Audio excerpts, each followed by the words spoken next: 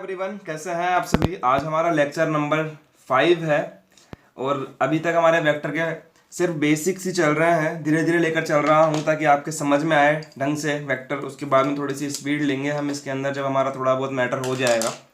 तो I hope यहाँ तक आपको समझ में आ रहा है। अब देखिए स्टूडेंट्स, पिछले वाले लेक्चर के अंदर आपको एक तो क्वेश्चन नंबर 4 दिया था और एक क्वेश्चन नंबर 6 के अंदर 3 क्वेश्चन थे, ये दिए थे। क्वेश्चन नंबर 4 क्या था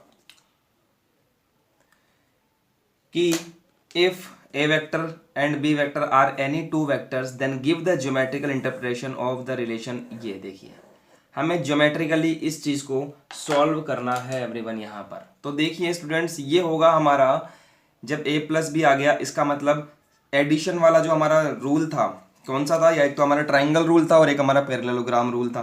तो यहाँ पर स्टूडेंट्स यूज होगा पैरेललोग्राम रूल। तो सबसे पहले तो यहाँ पर लिखेंगे हम लोग एक सॉल्यूशन और उसके बाद ध्यान से देखिएगा, क्योंकि मुझे a प्लस बी करना है तो मैंने एक रैंडमली एक वेक्टर बनाया आपके सामने a वेक्टर, और उसके जस्ट यहाँ से जोड़ते हुए एक वेक्टर बनाया मैंने b वेक्टर। आप दिमाग से सोचोगे तो अगर पैरेललोग्राम के अंदर होंगे ये वेक्टर्स, मे भी हो सकते हैं, क्योंकि ये b वेक्टर है तो ऐसे कैसे यहाँ शिफ्ट कर दो तो ये वेक्टर भी ऐसा कैसा हो जाएगा और इसका नाम भी b वेक्टर होगा। सिंपली a वेक्टर यहाँ से यहाँ भी शिफ्ट हो सकता है तो ये भी सेम डायरेक्शन सेम मैग्नीट्यूड, तो ये a वेक्टर हो गया। ठीक है एवरीवन, यहाँ तक बात समझ में आती है। इसके बाद में मैंने नाम दे दिया ओ ए बी एंड सी, और यहाँ पर स्टूडेंट्स मैंने क्या किया, A vector plus B vector को निकालने की कोशिश करी। A vector plus B vector, तो A vector plus B vector क्या होगा students, this is A plus B vector, और इस वेक्टर का नाम होगा ओ बी वेक्टर। क्या होगा, O B vector. A vector plus B vector का रिजल्टेंट आएगा ये A vector plus B vector, और इसका नाम है ओ बी वेक्टर। ये किस ट्राइंगल में बात करी, ओ ए बी ट्राइंगल में। किस में students, O A B triangle में। तो आप ऐसे लिख दीजिए कि इन ट्राइंगल ओ ए बी। ठीक है, ये आ गया मेरे पास में।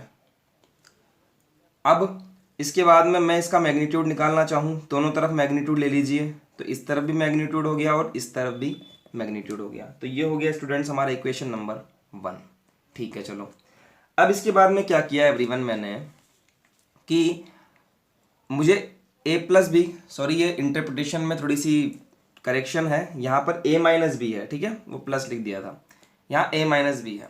ओके, तो a plus B is equal to होता है ओ बी वैक्टर। ये हमारा इक्वेशन नंबर 1 हो गया। अब स्टूडेंट्स क्या कर रहा हूँ, यहाँ से एक डायगोनल ले रहा हूँ इस तरह से, जिस डायगोनल का नाम है सी ए वैक्टर। तो आप दिमाग लगा के सोचो कि इस ट्राइंगल के अंदर ओ सी ए ट्राइंगल के अंदर, ध्यान से देखिए, in triangle O C A B vector, ये वाला वेक्टर, और इसके आगे वाले पार्ट से डायरेक्ट जो जुड़ जाता है ये वाला वेक्टर यानी कि सी ए वेक्टर।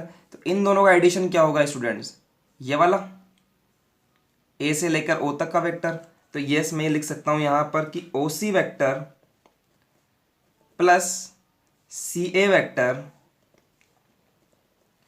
और आपको ट्राइंगल रूल याद करा दूं एक बार, थोड़ा सा हल्का सा देखिए। अगर एक वेक्टर ऐसे है और दूसरा वेक्टर इसके आगे से जुड़ जाता है तो इन दोनों का जो रिजल्टेंट वेक्टर होता है वो फर्स्ट वाले के इनिशियल पॉइंट से सेकंड वाले के टर्मिनल पॉइंट तक जाता है, ये बताया हुआ है पहले से। तो देखिए ये फर्स्ट वेक्टर है, this is O C vector, और सेकेंड वेक्टर है सी ए वेक्टर। तो स्टूडेंट्स इनका रिजल्टेंट कहाँ से जाएगा, फर्स्ट वाले के इनिशियल पॉइंट से सेकेंड वाले के टर्मिनल पॉइंट तक, यानी कि ओ ए वेक्टर। समझ में आया एवरीवन। और ओ सी वैक्टर की वैल्यू क्या है, this is B vector.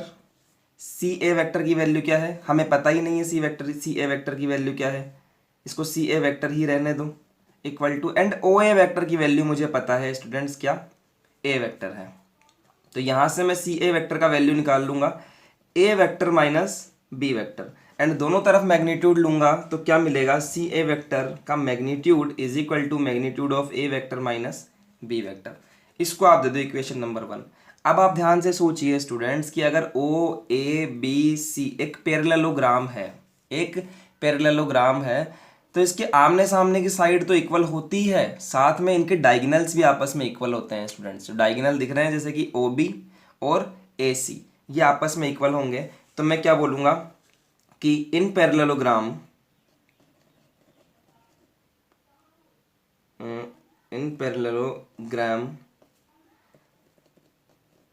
Diagonals are equal, diagonals की लेंथ क्या होती है, इक्वल होती है। यहाँ पर देखिए ओ बी वैक्टर का मैग्नीट्यूड मतलब कि ओ बी की लेंथ, ठीक है। यहाँ पर देखिए ए सी वैक्टर का मैग्नीट्यूड सी ए वैक्टर का एक ही बात है, तो इनकी इसकी लेंथ, ये दोनों आपस में इक्वल होंगे क्योंकि पैरेललोग्राम के अंदर दोनों के दोनों क्या होते हैं, इक्वल होते हैं। तो मैं बोलूँगा हेंस बाय इक्वेशन 1 एंड 2 इसकी जो वैल्यू है और इसकी जो वैल्यू है ये आपस में इक्वल हो जाएगी, तो that is A vector plus B vector का मैग्नीट्यूड इज इक्वल टू आ जाएगा magnitude of A vector minus magnitude of B vector. समझ में आई कि भैया, हैंस प्रूव्ड। तो इस तरह से हम लोग इसको प्रूव करेंगे स्टूडेंट्स, फर्स्ट इंटरप्रिटेशन को। पूछ सकता है बोर्ड के अंदर, पूछता भी है। अब जो हम क्वेश्चन करने जा रहे हैं वो तो डेफिनेटली पूछता है, तो चलिए उसको ढंग से सीखिएगा। तो ये देखिए ये वाला क्वेश्चन है, दिया था पिछले वाले लेक्चर में, पहले डिस्कस करेंगे इसको। For any two vectors, vectors कोई से भी हो सकते हैं, A vector and B vector prove that first condition, ये कंडीशन आपको प्रूव करनी है। और ये बोर्ड में पूछता है स्टूडेंट्स, तो IMP लगा लेना इस पर, इंपॉर्टेंट है ये, पूछ लेता है इस तरह का क्वेश्चन, डायरेक्टली कंडीशन दे देता है कि प्रूव करो आप, तो LHS इक्वल टू RHS। तो देखिए बड़े ही ध्यान से समझिएगा, इस कंडीशन को प्रूव करने के लिए सबसे पहले तो हमें a प्लस बी नज़र आ रहा है यहाँ पर। इसका मतलब आप ध्यान दीजिए कि हमें यहाँ पर एक वेक्टर तो a वेक्टर बनाना पड़ेगा जिसका नाम है a वेक्टर, और एक वेक्टर स्टूडेंट्स मुझे बनाना पड़ेगा, this is the called B vector, ठीक है। अगर मैं ए वेक्टर और बी वेक्टर को ऐड करना चाहूँगा तो एक यहाँ से वेक्टर निकलेगा और यहाँ जाकर के एंड होगा जिसका नाम है ए वेक्टर और बी वेक्टर का रिजल्टेंट वेक्टर। ये मैंने आपको सिखाया हुआ है, नाम देता हूँ ओ ए बी, ठीक है। तो देखिएगा स्टूडेंट्स, वी नो दैट, हम एक बात जानते हैं, क्या जानते हैं कि ओ ए वेक्टर जो होगा, O A vector plus A B vector, ये इक्वल होगा ओ बी वेक्टर के। ये बात आपने सीखी है by triangle law of addition, by triangle law of addition, ये हमने सीख ली स्टूडेंट्स। बट किसी भी ट्राइंगल को फॉर्म होने के लिए, किसी भी ट्राइंगल को बनने के लिए, कोई भी दो साइड्स का जो एडिशन होता है वो तीसरी साइड से बड़ा होना चाहिए। ये बात आपने सुनी होगी। तो also we know that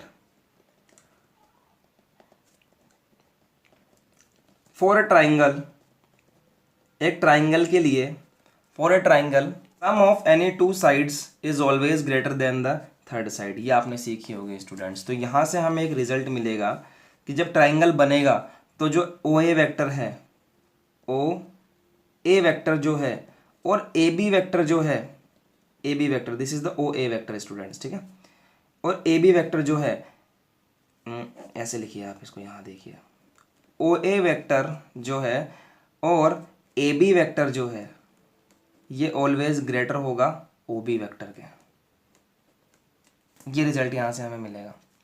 O A vector को मैं लिख सकता हूँ ए वेक्टर, ए बी वेक्टर को मैं लिख सकता हूँ बी वेक्टर, और ऑलवेज ग्रेटर होगा ओ बी वेक्टर को ओ बी वेक्टर ही लिख दिया, ठीक है। अब देखिए ध्यान से कि ए वेक्टर को ए वेक्टर ही लिखा greater than O B vector को, क्योंकि ओ बी वेक्टर क्या है, रिजल्टेंट है। यहाँ से देखिए ओ बी वेक्टर क्या है, इसके इक्वल है। रिजल्टेंट क्या निकलता है, A vector plus B vector, तो यहाँ लिख दिया ए वेक्टर प्लस बी वेक्टर। दोनों का आप लेंगे मैग्नीट्यूड, क्या लेंगे स्टूडेंट्स, मैग्नीट्यूड। तो देखिए इस ये अलग से साइड है तो magnitude of A plus magnitude of B, और यहाँ ये पूरा का पूरा ओ बी वेक्टर है तो हम इसका मैग्नीट्यूड ले लेंगे, magnitude of A vector plus magnitude of B vector, इस तरह से निकलेगा। अब आप बोलोगे सर दिखने में तो एक जैसे ही आपने अलग अलग कैसे लिया, अरे भैया यहाँ पर साइड अलग अलग है, देखिए आप यहाँ पर अलग अलग वेक्टर चल रहे हैं तो इनका मैग्नीट्यूड अलग अलग लेंगे, और यहाँ पर ओ बी एक वेक्टर है, सिर्फ एक वेक्टर है, तो आप ऐसे समझ सकते हैं कि मैंने ओ बी वेक्टर का मैग्नीट्यूड लिया है बेसिकली। तो ओ बी वेक्टर का मैग्नीट्यूड ले लो आप यहाँ पर, और ओ बी की जगह पर वैल्यू पुट कर दो ए प्लस बी वेक्टर। तो यहाँ से हमें ये कंडीशन प्राप्त होती है, इक्वेशन नंबर 1, ठीक है।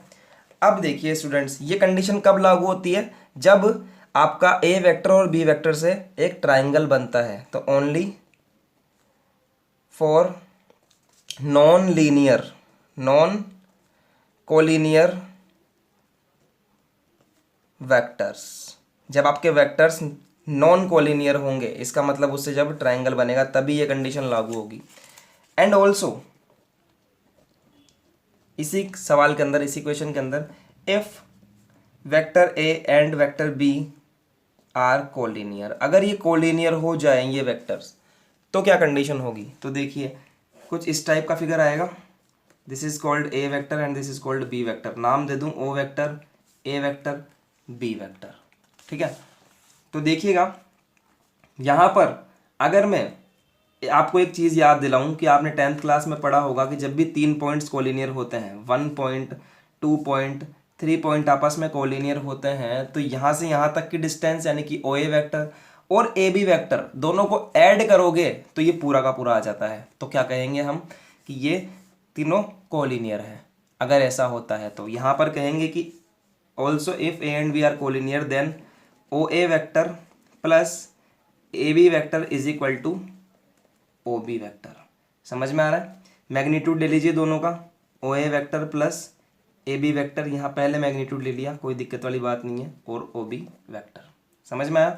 ओ ए वैक्टर का वैल्यू रखा, A vector plus A B vector का वैल्यू रखा, बी वैक्टर मैग्नीट्यूड लिया इज इक्वल टू, और ओ बी वैक्टर क्या होगा, यहाँ से लेकर यहाँ तक पूरा ए वैक्टर प्लस बी वैक्टर, ए वैक्टर प्लस बी वैक्टर, और इसको दे दिया इक्वेशन नंबर 2। देखिए इक्वेशन नंबर 1 के अंदर A vector plus B vector के होल मैग्नीट्यूड की वैल्यू लेस देन है इससे, और यहाँ पर इक्वल है इसके। तो by equation number 1 and 2, by equation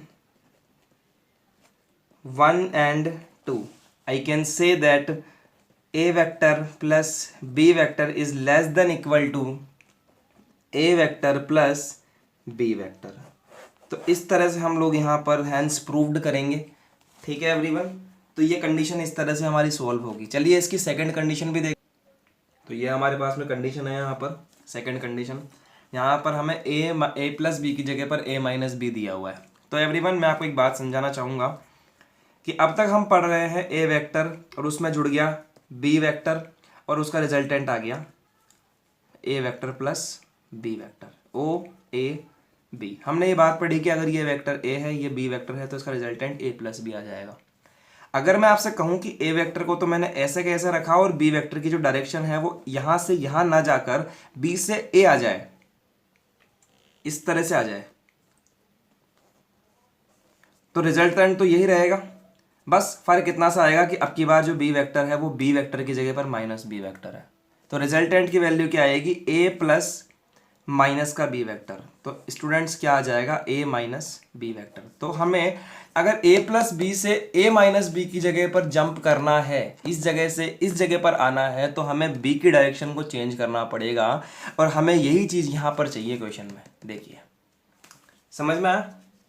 तो हम क्या करेंगे, देखिए बिकॉज वी नो दैट, अभी हमने एक कंडीशन सॉल्व करी थी। वी नो दैट क्या सॉल्व करी थी, ए वेक्टर प्लस बी वेक्टर का मैग्नीट्यूड जो होता है वो लेस देन इक्वल टू होता है A vector plus B vector के। ये अभी हमने कंडीशन चेक सॉल्व की थी, प्रूफ की थी।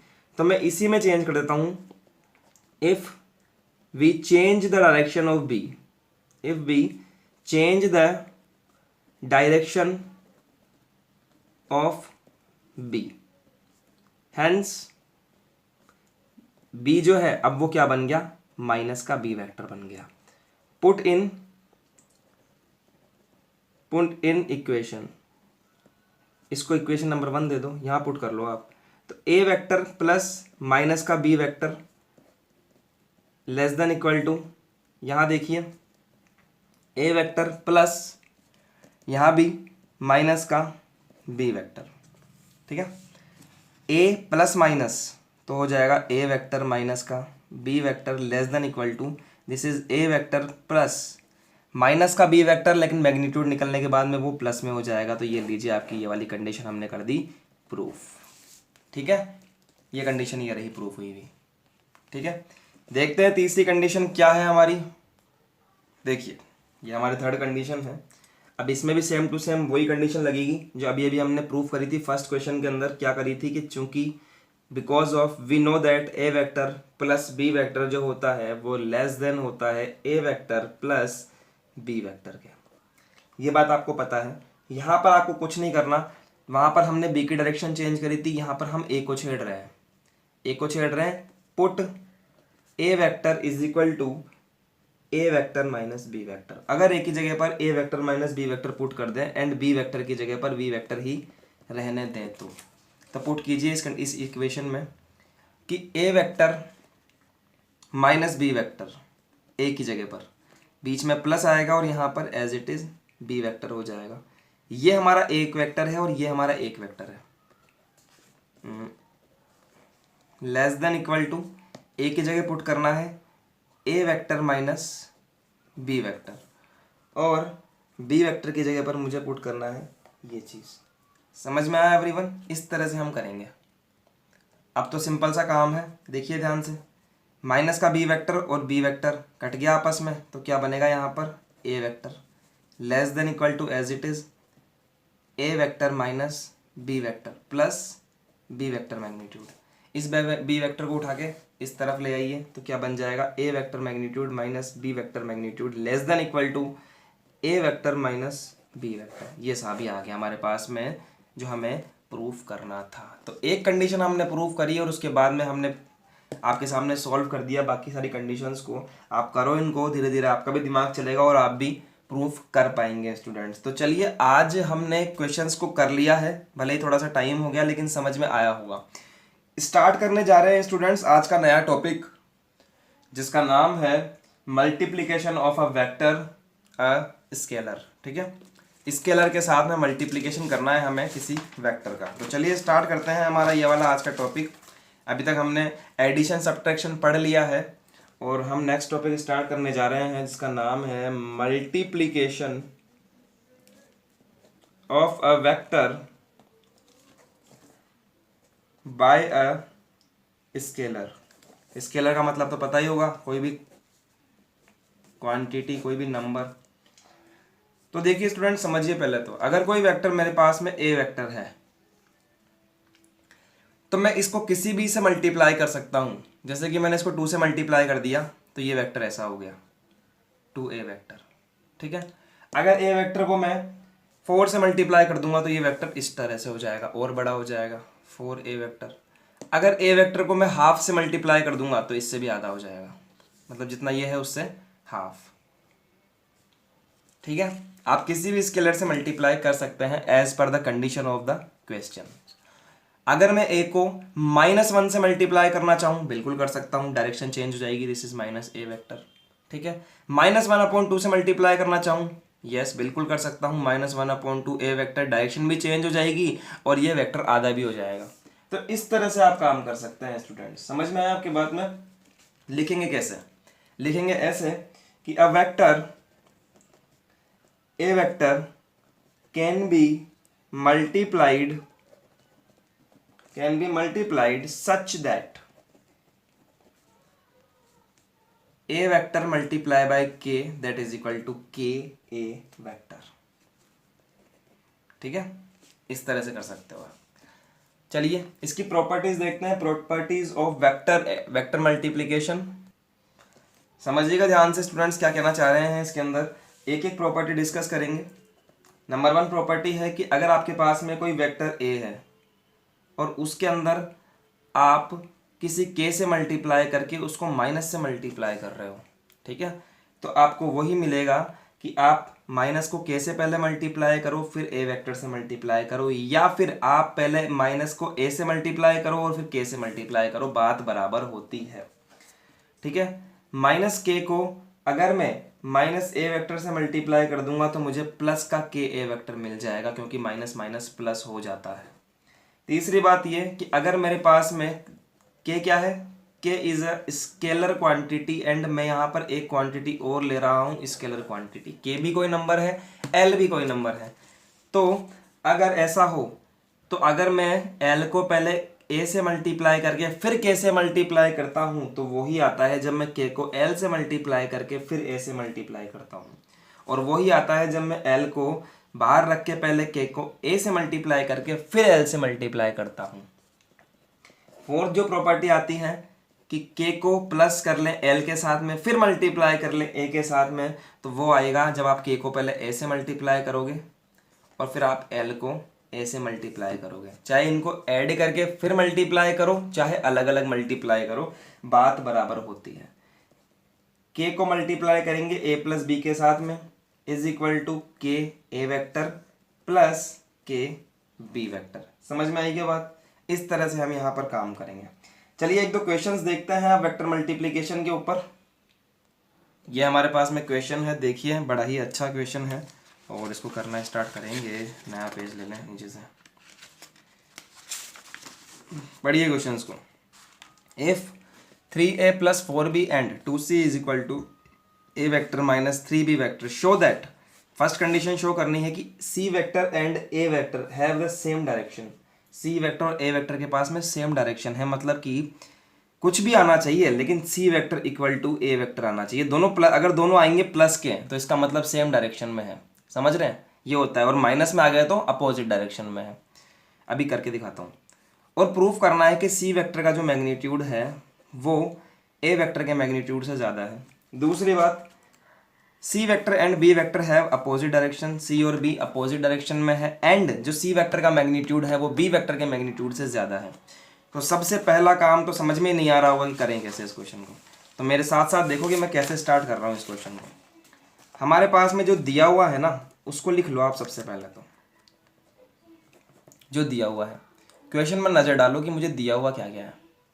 मुझे एक कंडीशन दी हुई है c vector is equal to 3a vector plus 4b vector, और दूसरी कंडीशन मुझे दी हुई है 2c vector is equal to a vector minus 3b vector. इन दोनों की ऐसे सेटिंग करो आप, इन दोनों की ऐसे सेटिंग करो कि आपको a और c में रिलेशन मिल जाए। किसमें? a और c में, क्योंकि हमारा फर्स्ट क्वेश्चन c और a के बारे में ही है, तो हमें इनको इस तरह से सेटिंग करनी है कि a और c के अंदर रिलेशन मिल जाए एवरीवन। तो ध्यान से देखिएगा आप। अगर मैं आपको बोलूं कि यहाँ से b की वैल्यू निकाल के यहाँ पुट कर दो तो बिल्कुल कर सकते हैं, कोई प्रॉब्लम नहीं है। और यहाँ से a का वैल्यू निकाल के अगर मैं यहाँ पुट कर दूँ तो b और c में रिलेशन मिलेगा। किसमें? b और c में। तो पहले तो क्या काम करते हैं, हम इसको दोनों को सॉल्व करने की कोशिश करते हैं ताकि हमें रिलेशन मिले। तो देखिए इसको मैंने लिखा इक्वेशन नंबर 1, इसको मैंने लिखा इक्वेशन नंबर 2। तो बाय इक्वेशन 1 एंड इक्वेशन 2 समझिए, ये जो c का वैल्यू है ये पूरा का पूरा उठा के इसमें पुट कर दिया। 2 मल्टीप्लाई, देखिए मल्टीप्लाई मत लगाना, समझ में आएगा क्यों नहीं लगाना, सिर्फ इतना लिखना है 2। c वेक्टर कितना है? 3a वेक्टर, वो मैं समझाऊंगा आगे कि क्यों नहीं लगाना, उसके बहुत बड़े सेंस निकलते हैं इसलिए। माइनस 3b वेक्टर, यहाँ से आया 6a वेक्टर, 2 4 जा 8 vector, a vector minus 3b vector. इसको इधर लेकर आऊँगा a को तो ये हो जाएगा 5a वेक्टर, और इस 8 को उधर लेकर जाऊँगा तो बन जाएगा माइनस का 11b वेक्टर। तो यहाँ से हमें क्या मिलेगा? a vector is equal to minus का 11/5b वेक्टर। समझ रहे हैं? a vector equal to minus का 11/5b वेक्टर का मतलब क्या होगा, समझिए इस बात को ध्यान से कि जो a वेक्टर है उसके अपोजिट डायरेक्शन में b वेक्टर है, क्योंकि यहाँ क्या आ रहा है? माइनस है। तो अगर आपसे ये भी पूछ सकता था कि a और b के लिए प्रूफ कीजिए तो आप यहाँ पर भी क्वेश्चन को रोक सकते थे। इस स्टेटमेंट का मतलब क्या है कि a vector is in opposite direction, in opposite direction to B vector. पहली बात तो ये। दूसरी बात ये कि अगर मैं यहाँ पर a वेक्टर का मैग्नीट्यूड निकालना चाहूँ तो वो कैसे निकलेगा? माइनस का 11/5b वेक्टर। जब आप किसी का मैग्नीट्यूड निकालते हो तो वो प्लस में हो जाता है, ठीक है, मैग्नीट्यूड ऑलवेज प्लस में आएगा। तो जो a वेक्टर का मैग्नीट्यूड होगा वो ऐसे लिख सकता हूँ मैं कि 11/5b वेक्टर। अगर आपसे पूछ ले कि a वेक्टर का मैग्नीट्यूड b वेक्टर के इक्वल है, बड़ा है या फिर छोटा है, तो आप कैसे बताएंगे? अब आपको थोड़ा सा दिमाग लगाना पड़ेगा कि जब अगर मैं a वेक्टर का मैग्नीट्यूड निकालता हूँ तो दोनों तरफ मैग्नीट्यूड ले लिया, इस तरफ a वेक्टर का मैग्नीट्यूड हो गया और इस तरफ 11/5 माइनस में तो प्लस में हो जाएगा b वेक्टर का मैग्नीट्यूड। ये कंडीशन आपके पास में यहाँ आ गई। तो स्टूडेंट्स दिमाग लगाओ कि ए वेक्टर का जो मैग्नीट्यूड था वो ऑलरेडी ज़्यादा था, तभी तो बीच में इक्वल करने के लिए इसको 11/5 से मल्टीप्लाई करना पड़ा। समझ रहे हैं, 10th क्लास में करते थे ना कंपनसेट करने के लिए बीच में इक्वल लगा के, वो काम है यहाँ पर कि ए वेक्टर का मैग्नीट्यूड ऑलरेडी ज़्यादा था, तो इस तरह से सेट करो कि बी ये दोनों इक्वल हो जाए, तो इसका मतलब इसको भी 11/5 से मल्टीप्लाई करना पड़ा। तो ए वेक्टर का मैग्नीट्यूड यहाँ पर क्या है, ज़्यादा है। A vector magnitude B vector के मैग्नीट्यूड से ज़्यादा है। तो ये कंडीशन भी आपसे पूछी जा सकती थी। हम बात करना चाह रहे हैं हमारे फर्स्ट क्वेश्चन के लिए, और फर्स्ट क्वेश्चन क्या था कि ए वेक्टर और सी वेक्टर में रिलेशन निकाली है। तो एवरीवन अगर मैं ध्यान से देखूं इस ए वेक्टर की वैल्यू, यहाँ से मैं अगर बी वेक्टर का वैल्यू निकालूं कि B vector is equal to 5a vector divided by minus का 11, ये आ गया साहब, आ गया ना। अब इस बी वेक्टर का वैल्यू को उठा के आप कर दो put in equation number first, यहाँ पर पुट कर दीजिए put in equation number first. तो करिए यहाँ पर put C vector is equal to 3a vector plus 4b vector की जगह पर 5a वेक्टर अपॉन माइनस का 11। समझ में आया? सॉल्व करेंगे। समझिए स्टूडेंट्स, बहुत ही कंसेप्चुअल क्वेश्चन है, अच्छा क्वेश्चन है। प्लस 4 5 20, 11/11 माइनस का आ गया यहाँ पर। अब ये माइनस बाहर आ जाएगा इस जगह पर, तो क्या बन जाएगा, C vector is equal to 3a vector minus का 20/11 ए वेक्टर। ठीक है, इसके आगे देखिए, C vector is equal to 33a vector minus 20a vector divided by 11। 33 में से जब 20 जाएगा तो यहाँ बचेगा 13a वेक्टर डिवाइडेड बाय 11। देखिए दोनों प्लस के अंदर आए हैं, इक्वल में आ गए, और दोनों किस में आ गए, प्लस के अंदर आ गए। तो मैं क्या कहूँगा, here A vector and C vector are in same direction. ये किस में है, सेम डायरेक्शन में। अब बात करनी है इनके मैग्नीट्यूड के बारे में, तो थोड़ा सा दिमाग लगाना पड़ेगा। कैसे कि देखिए, अगर मैं सी वेक्टर का मैग्नीट्यूड निकालूँ इस तरफ, और अगर मैं इस तरफ भी मैग्नीट्यूड निकालूँ, तो कुछ इस तरह से मैग्नीट्यूड आएगा। ठीक है एवरीवन, देखिए समझिए, सी वेक्टर का मैग्नीट्यूड और ए वेक्टर का मैग्नीट्यूड हमें इक्वल करना है। इस कंडीशन के अकॉर्डिंग ये कह रहा है कि सी वेक्टर का मैग्नीट्यूड ऑलरेडी ज़्यादा था किससे, ए वेक्टर से। कितना ज़्यादा था, 13/11 टाइम्स ज़्यादा था। सी का जो मैग्नीट्यूड था वो 13/11 टाइम्स ज़्यादा था। मतलब अगर आप देखें मोटा मोटा, तो 11 को आप डिवाइड करो इसमें 13 में, तो 1 पॉइंट समथिंग कुछ आएगा, 1.2 समथिंग लाइक दैट, 1.1। ठीक है, ऐसा आएगा। तो सी वेक्टर ऑलरेडी ज़्यादा था किससे, ए वेक्टर से, और इसलिए जब इन दोनों को इक्वल करा तो यहाँ पर 13/11 लगाया गया ताकि ये दोनों इक्वल हो जाए। समझ रहे हो, ए वेक्टर भी इधर वाला जो पार्ट है, ये वाला पार्ट सी वेक्टर के इक्वल हो जाए, इसलिए उसको 13/11 से मल्टीप्लाई किया गया। तो ये दिमाग आपको लगाना पड़ेगा। तो इसलिए यहाँ पर सी वेक्टर का जो मैग्नीट्यूड है वो ज़्यादा है किससे, ए वेक्टर से। आपको ये कंडीशन बनानी पड़ेगी वहाँ पर। तो ये फर्स्ट क्वेश्चन हुआ। सेकंड क्वेश्चन क्या बोल रहा है, देखिएगा। सेकंड क्वेश्चन हमारे पास में है कि C vector and B vector have opposite direction. C और बी जो है वो अपोजिट डायरेक्शन में है, और प्रूफ कीजिए कि जो सी वेक्टर का मैग्नीट्यूड है वो बी वेक्टर के मैग्नीट्यूड से ज़्यादा है। तो स्टूडेंट सी और बी के अंदर रिलेशन निकालेंगे इस बार, किसमें, सी और बी में। चलिए देखते हैं। हमने सी और ए में रिलेशन निकाला। अब हमारा देखिए बी का वैल्यू क्या है, ये रहा। इस बी के वैल्यू को उठाकर आप पुट कर दीजिए कहीं पर भी जहाँ से हमें सी और बी में रिलेशन मिल जाए। लेकिन बी का पुट करने पर नहीं मिलेगा, इस ए का वैल्यू को पुट करने पर हमें रिलेशन मिलेगा। इस ए का वैल्यू को आप पुट कर दीजिए यहाँ से उठाकर यहाँ पर, इस जगह पर ए के वैल्यू को उठाकर यहाँ पुट कर दीजिए, पुट इन इक्वेशन नंबर 1। तो ए का वैल्यू क्या है, यहाँ पर ध्यान से देखिएगा। ए वेक्टर है मेरे पास में माइनस का 11/5 B vector, put in equation first, और यहाँ पुट किया इक्वेशन फर्स्ट में C vector is equal to 3 multiply by -11/5 B vector plus 4 B vector. Solve करेंगे, क्या मिलेगा, C vector is equal to -33/5, P vector plus 4 B vector.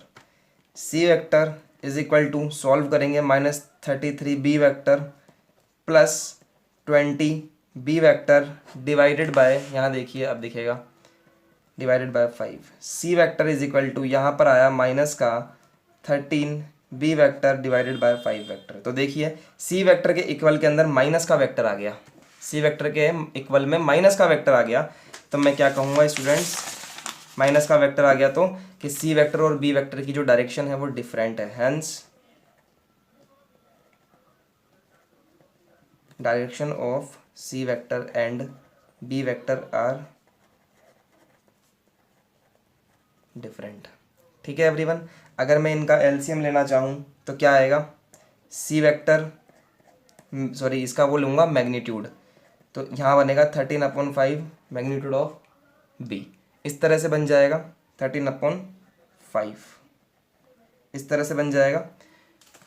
तो अब वापस से दिमाग लगाइए कि सी वेक्टर कुछ ना कुछ था, क्या था, सी वेक्टर कुछ ना कुछ था और बी वेक्टर भी कुछ ना कुछ था। एक्चुअली सी वेक्टर का मैग्नीट्यूड बी वेक्टर के मैग्नीट्यूड से ज़्यादा है, कितना ज़्यादा है, इतना ज़्यादा है। तो इक्वल करने के लिए यहाँ पर मल्टीप्लाई किया गया है 13/5 का, इसका मतलब सी वेक्टर का जो मैग्नीट्यूड है वो ज़्यादा है बी वेक्टर से। अगर आप नहीं समझ पा रहे हैं ये चीज़ जो मैं आपको बता रहा हूँ, तो आप याद कीजिए 10th क्लास के अंदर आपने वो क्वेश्चन करे होंगे ना, पोलिनोमियल वाले क्वेश्चंस, कि a प्लस बी आपने किया, इस तरह से करते थे हम वहाँ पर कि ए वेक्टर नहीं, age of Reshma and age of Fatima, जो रेशमा है वो फातिमा से 3 साल बड़ी है, तो इसमें भी आप 3 साल ऐड करते थे। वही काम है यहाँ पर, क्योंकि ये बड़ी थी तो इसमें आप ऐड कर रहे थे ताकि दोनों इक्वल हो जाए, वो सिस्टम ही है इक्वल करने वाला। तो अगर अभी भी समझ में नहीं आया है तो कमेंट कीजिएगा, इस पर एक अलग से वीडियो आपके लिए बना दी जाएगी ताकि अच्छे से समझ में आ जाए। ठीक है, तो ये इस तरह से हम लोग प्रूफ करेंगे इस क्वेश्चन को स्टूडेंट्स। तो आज का हमारा नेक्स्ट टॉपिक देखिए आप, उसका नाम है वेक्टर जॉइनिंग 2 पॉइंट्स। ठीक है, वेक्टर जॉइनिंग 2 पॉइंट्स मतलब कि 2 पॉइंट आपको दिए हुए हैं स्पेस में, एक का नाम है P, एक का नाम है Q। एक का आपको दिया हुआ है कोऑर्डिनेट 1, 2, 3 और दूसरे का कोऑर्डिनेट आपको दिया हुआ है 0, 4, 3। तो हमें निकालना है PQ वेक्टर, 2 पॉइंट को मिलाने वाला वेक्टर PQ वेक्टर अगर हमें निकालना है तो हम कैसे निकालेंगे स्टूडेंट्स, ये सीखिए आप। सेकंड ये फर्स्ट वाला है x1, y1, z1 coordinate, second वाला कोऑर्डिनेट है x2, y2, z2 कोऑर्डिनेट। तो अगर हमें PQ वेक्टर निकालना है तो हमें x2 में से x1 को लेस करना पड़ेगा, x2 minus x1 i cap, y2 minus y1 j cap और z2 minus z1 k cap. इस तरह से हमें यहाँ काम करना पड़ेगा। देखिए PQ वेक्टर क्या आएगा, 0 माइनस 1 i कैप, y2 बराबर 4 minus 2 j cap and 3 minus 3 k cap. तो क्या आया एवरीवन मेरे पास में, -1 i cap, 4 minus 2 this is 2 j cap and here 0 k cap. ठीक है, इस टर्म को आप उड़ा सकते हो। तो एट लास्ट मेरे पास में वेक्टर आएगा माइनस का i कैप प्लस का 2 j कैप। तो इस तरह से स्टूडेंट्स आप इस वाले पॉइंट को समझ पाएंगे कि 2 पॉइंट्स का वेक्टर हमें किस तरह से निकालना है। अब आप कहीं पर भी 2 पॉइंट से जाने वाले वेक्टर को फाइंड कर सकते हैं। इस पर क्वेश्चन कैसे आता है वो देखते हैं। देखिए कितना अच्छा क्वेश्चन हमारे पास में आया है। हमने यूनिट वेक्टर तो निकालना सीख ही लिया पिछले कुछ लेक्चर्स के अंदर। तो क्वेश्चन आया है कि find the unit vector in the direction of A to B, जहाँ A पॉइंट तो ये है और B पॉइंट ये है। A पॉइंट है 1, 2, -3 और B पॉइंट है -1, -2, 1। ये है A वेक्टर, एक A पॉइंट और ये है B पॉइंट। A से B की तरफ हमें जाने वाला एक यूनिट वेक्टर निकालना है। तो भैया उसके लिए AB वेक्टर तो पता होना चाहिए। तो AB वेक्टर कैसे निकालेंगे, x2 माइनस x1 का i cap, -1 i cap plus -2 j cap plus 1 minus का 3 k cap. A B vector equal to minus का 2i कैप माइनस का 4j कैप प्लस का 4k कैप। ये निकाल लिया आपने। ये तो हमारा मिल गया ए बी वैक्टर। अब ए बी वैक्टर का निकालना है यूनिट वेक्टर, यानी कि ए बी का कैप इज इक्वल टू कैसे निकलता है, ए बी का वेक्टर अपॉन में ए बी का मैग्नीट्यूड, यही तो निकालते हैं। तो चलिए A B cap is equal to A B vector क्या है, माइनस का 2i कैप माइनस का 4j कैप प्लस का 4k cap divided by A B का मैग्नीट्यूड क्या है, इसका मैग्नीट्यूड लिखिए यहाँ पर, -2 का स्क्वायर माइनस 4 का स्क्वायर प्लस 4 का स्क्वायर। तो A B cap is equal to -2i cap minus 4j cap plus 4k cap divided by root, this is 4, यहाँ आएगा 16 और यहाँ आएगा 16 इज इक्वल टू माइनस का 2 अपॉन यहाँ क्या आ जाएगा स्टूडेंट्स 32 36, तो रूट में 36 माइनस 4 अपॉन रूट में 36j cap plus 4 upon root में 36k cap. A B cap यहाँ i कैप है, तो -2 अपॉन रूट 36 को 6 लिख सकते हैं, 4 अपॉन यहाँ पर हम लोग 6 लिख सकते हैं, प्लस 4 अपॉन यहाँ पे 6 लिख सकते हैं k कैप और यहाँ पर j कैप और यहाँ पर i कैप। कट कर दीजिए, 2 1 जा 2, 2 3 जा 6, तो इस तरह से कर देंगे A B vector is equal to -i cap upon 3, यहाँ देखिए 2 2 जा 4, 2 3 जा 6, तो 2/3 j कैप, यहाँ आ जाएगा 2/3 k कैप।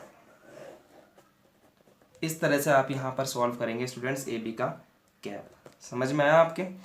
तो इस तरह का क्वेश्चन पूछा जाता है स्टूडेंट्स। और अब हम आपसे नेक्स्ट लेक्चर में मिलते हैं और इस जो वेक्टर का बेसिक नेक्स्ट पॉइंट है सेक्शन फॉर्मूला, वो हम आपसे बात करेंगे। और सेक्शन फॉर्मूला पे क्वेश्चन भी पूछा जाता है, तो ये 1 नंबर का क्वेश्चन पूछा जाता है स्टूडेंट्स। जब भी मैंने आपको बताया, इसकी भी प्रैक्टिस कीजिएगा। जितने भी क्वेश्चन आज आपको करवाए हैं उसकी थ्योरी को पढ़िए और प्रैक्टिस कीजिए। मिलते हैं आपसे नेक्स्ट लेक्चर में स्टूडेंट्स और बात करेंगे कुछ और बेसिक पॉइंट्स के बारे में। आज के लिए ऑल द बेस्ट।